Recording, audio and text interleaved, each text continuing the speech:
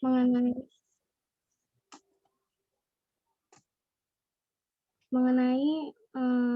pengguguran anak. Pertanyaannya, bagaimana hukumnya bagi orang yang menjual obat atau ramuan untuk menggugurkan kandungan walaupun pihak penjual tidak melakukan praktek aborsi di tempatnya? Jawaban yang saya temui, jika seorang tabib, bidan, atau ahli obat membantu kejahatan aborsi, berbuat atau membantu salah satu kejahatan, maka bagi mereka hukumnya ditambah dengan sepertiga dan dapat dipecat dari jabatannya, sebagaimana diatur dalam pasal 349 KUHP, yang berbunyi jika seorang tabib, dukun beranak, atau tukang obat membantu dalam aborsi atau bersalah atau membantu salah satu kejahatan yang diterangkan dalam pasal 347 dan 348, maka hukuman yang ditentukan dalam pasal itu dapat ditambah dengan sepertiganya dan dapat ia dipecat dari jabatannya yang digunakan untuk melakukan kejahatan itu. R. Sosilo menjelaskan, jika dokter, tabib, dukun beranak, atau tukang obat itu menggugurkan atau membunuh kandungan untuk menolong jiwa perempuan atau menjaga kesehatannya, maka tidak dikenai hukum. Berikut jawaban dari saya. Saudari Risma, apakah bisa diterima? Oh iya, baik. Terima kasih Lisa untuk jawabannya. Bapak, apakah ada yang ingin ditambah? Iya.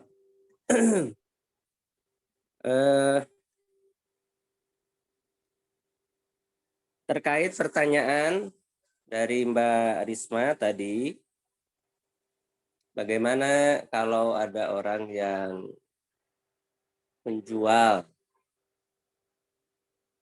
alat, ramuan, atau apapun yang bisa dipergunakan untuk menggugurkan, ya, aborsi. Nah, itu tentu dilihat dari jenis barang yang dijualnya.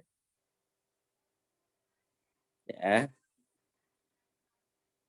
Seperti kita ambil contoh umpamanya orang jual golok kira-kira. Kalau menurut kita orang yang jualan golok boleh apa tidak kira-kira? Boleh, Pak. Boleh, ya. Boleh, Pak. Meskipun golok itu bisa dipakai penjahat gitu kan. Bisa dipakai ibu-ibu di dapur. Bisa dipakai sapam umpamanya, atau yang mau ke sawah, petani dan lain sebagainya. Ya. Kalau itu terkait dengan barang yang penggunaannya umum, ya, maka tentu itu boleh. Jadi kalau ada orang yang jual golok, kemudian goloknya itu dibeli sama penjahat, kemudian penjahatnya melakukan tindakan pidana, itu yang jual goloknya ya nggak bersalah gitu ya. Tapi kalau umpamanya menjual barang yang berbahaya, contoh umpamanya orang jual racun bahan kimia, nah, ini pada dasarnya menjual barang beracun kimiawi ini itu pada dasarnya tidak boleh kecuali untuk peruntukannya. Umpamanya dokter untuk membius, nah, umpamanya kan, untuk operasi, nah, itu maka ada regulasinya seperti itu. Jadi ini mungkin pertanyaannya perlu lebih spesifik lagi terkait dengan barang apa yang dijual.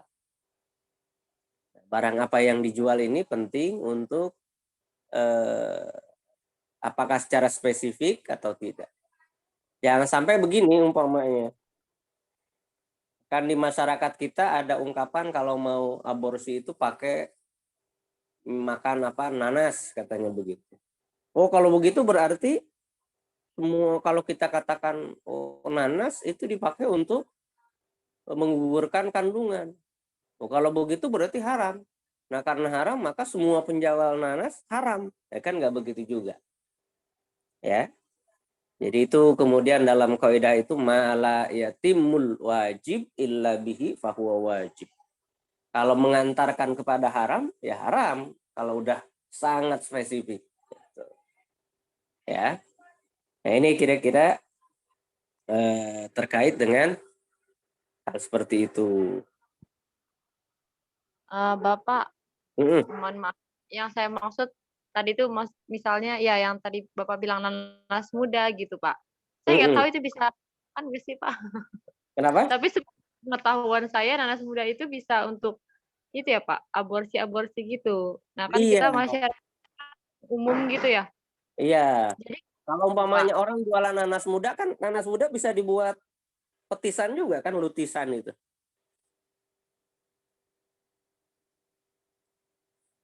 Artinya nggak apa bukan berarti orang yang jualan itu, karena kan dia jualan itu belum tentu dimaksudkan untuk membantu orang-orang yang mau menggugurkan, ya. Nah, lain yang udah jelas membantu itu contoh kalau ada bidan atau dokter menjual jasa menggugurkan kandungan, nah itu jelas haram,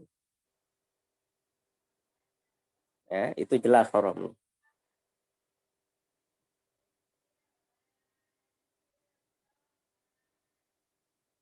Kira-kira gitu, ya. Mm-mm. oh iya, baik. Ya, ada lagi pertanyaannya? Di grup cuma satu, Pak. Oh, cuma satu. Iya. Ya, di sini nggak ada lagi yang mau nanya.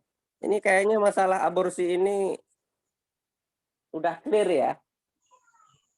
Artinya jelas dalam pandangan Islam tidak diperbolehkan.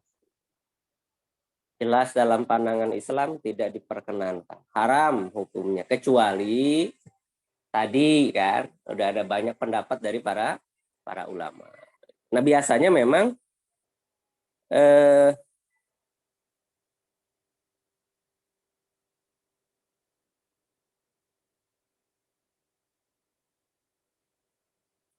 nanti biasanya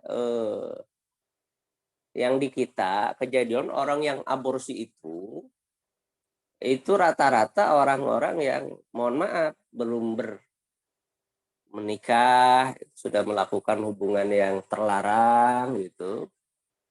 Nah, seperti itu gitu ya.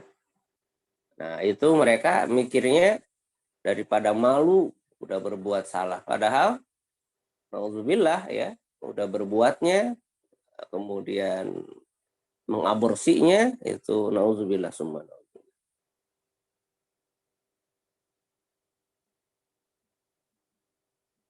Ya.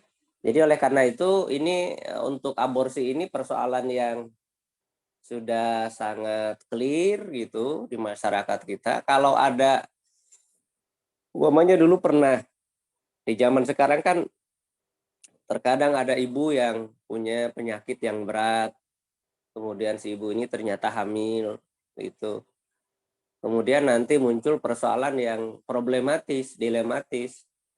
Kalau dibiarkan sampai nanti melahirkan, besar kemungkinan ibunya bisa wafat meninggal dunia.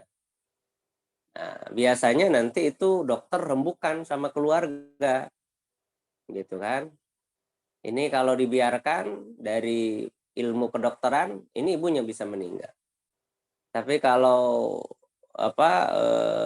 supaya ibunya sehat, selamat, maka anaknya yang harus digugurkan.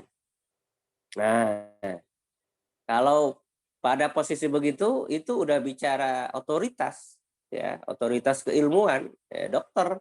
Kalau di kita dokter, otoritas keilmuan. Apalagi kalau mamanya keluarga itu sudah punya anak gitu ya, itu tentu biasanya semuanya akan mengarah yang penting ibunya selamat. Seperti itu kira-kira. Kalau umpamanya dianggap cukup, Bapak kira enggak apa-apa ya, nanti disempurnakan saja untuk pembuatan makalahnya, barangkali nanti ada info-info tambahan makalah atau PowerPoint-nya. Begitu ya, semuanya, kawan-kawan semua. Silahkan kalau ada yang mau ditanyakan ulang atau tanyakan hal lain. Mohon maaf sebelumnya Bapak. Ya.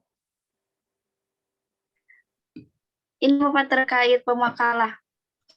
Ya. Kalau misalnya mulai minggu depan setiap pertemuan 2 pemakalah bagaimana Bapak? Oh, karena terlalu sebentar yang disampaikan ya? Iya, udah mana biar nanti di akhir enggak ini Bapak. Kan kalau di jadwal itu UASnya itu setelah lebaran gitu Pak. Jadi biar kita mempercepat waktu biar sebelum lebaran gitu Pak. Gitu. Oh, boleh. Yang lain gimana? Setuju? Setuju, Pak. Boleh.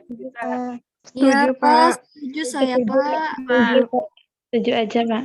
Itu idenya. Jadi karena Allah menghendaki kemudahan. Kenapa kita nggak nyontoh Allah gitu ya?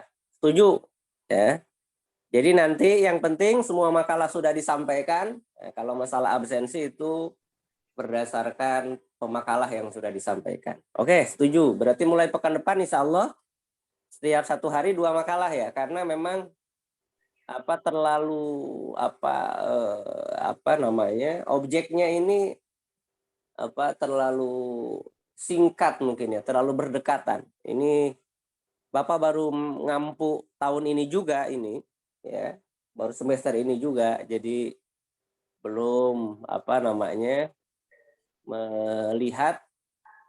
melihat untuk perbaikan ke depannya. Mudah-mudahan nanti akan lebih bagus lagi ke depannya. Oke, setuju ya? Berarti mulai pekan depan itu 2 orang ya, 2 kelompok ya?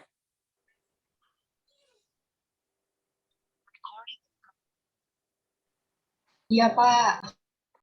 Ya, oke, silakan kalau begitu. Saya kira kalau dianggap cukup kita tutup saja. Silakan ditutup pemakalah. Baik, terima kasih Pak atas penambahan jawaban dan materinya untuk hari ini.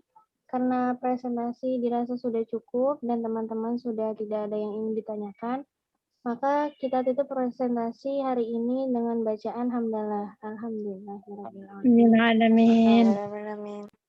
Saya selaku moderator bersama rekan saya Yurata Febrianti, mohon maaf jika ada kekurangan kata dan salah-salah kata dalam penyampaian materi dan menjawab pertanyaan. Sekian dari kami, kurangnya mohon maaf. Wassalamualaikum warahmatullahi wabarakatuh. Waalaikumsalam warahmatullahi wabarakatuh. Terima kasih pemakalah.